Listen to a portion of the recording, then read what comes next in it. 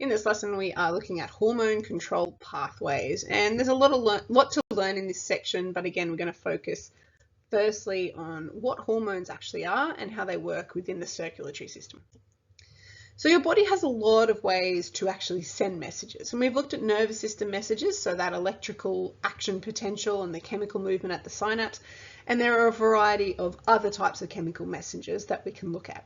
So firstly, autocrine signaling is cell produces and reacts to its own signal. So some immune cells are like this and work this way. It's not very common though. We also have paracrine signaling, which is released, a chemical messenger is essentially released from a cell and acts on a target cell within its immediate vicinity. So it could be its neighbor cell, or it could have to diffuse somewhere and travel that way. And embryonic development actually happens using these kinds of pathways. The last one is endocrine pathways, and the signals are hormones and they're released, but they have to actually travel to their target cell via the circulatory system. So we're talking a longer distance, and it's going to take a longer time, obviously, to get to their target cells and tissues. So hormones are essentially chemical messengers that act as a signaling molecule, right? They're produced in really tiny amounts, but can have really long-lasting effects, even if it takes a little while to get started because they have to travel through that bloodstream. So a specific hormone can only act on those target cells that have a receptor that is specific to that messenger, okay? Hormones travel everywhere in the body, but only the cells with the matching receptor and the proteins, receptor proteins, will respond to the signal.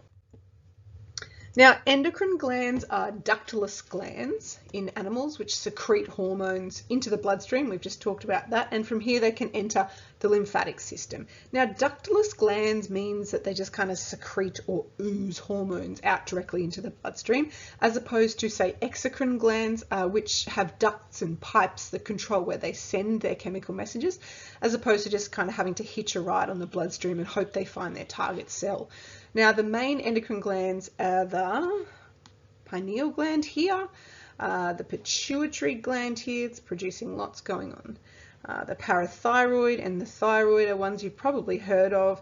We've got the thymus as well, the pancreas, which is down here, and the adrenal glands, which are sitting over your kidneys. Let's look at this one, and then ovaries and testes. So there are things you have heard of, but you may not actually know what they do.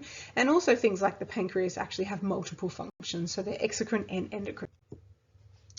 Now, the hypothalamus is known as the control center of the endocrine system. It's part of the brain, and it collects a lot of information from other parts of the brain, and it's monitoring levels of hormones and chemicals in the blood the whole time. It does send either nervous or neurohormone messages to the pituitary gland. So they're in direct contact, but the hypothalamus isn't actually making any chemicals, right? The pituitary is known as the master gland, and it's responsible for the production of a huge number of hormones and the coordination of hormone production in other glands, so it can send those signals to get other things working. So how does the body actually know when to make endocrine glands release those hormones? So there's so many different ways here. In terms of a humoral stimulus, we're talking about something in the extracellular fluid contents. For example, the glucose concentration in your blood, sodium, water, whatever it is. There is also hormonal stimulus, so it's like a domino effect of, hey, if that hormone is in my system, I now need to start producing this one. And there's also neural stimulus, so obviously a nerve signal to an effector, the effector being that gland. And it might be that it's a case of fight or flight, and you're signaling to the adrenal glands to produce adrenaline, which allows for increased blood flow to your muscles, and heartbeat goes a bit faster, your pupils dilate, blood sugar levels can increase, all those kinds of things. So stimulus can come from such a huge range of sources and can lead to lots of different things. So again, endocrine cells, neurosecretory cells, so that synapse thing happening there as well.